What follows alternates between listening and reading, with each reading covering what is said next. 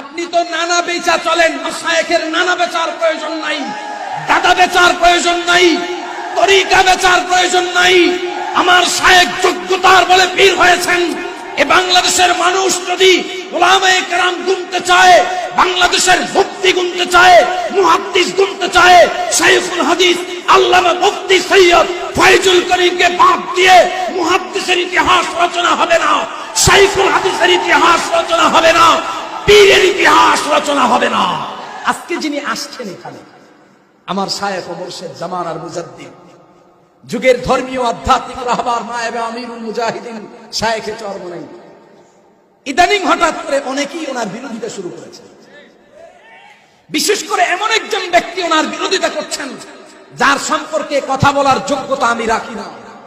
উনি বাংলাদেশের অনেক হাই লেভেলের একজন আলোচক, একজন আলেম এবং ডক্টর।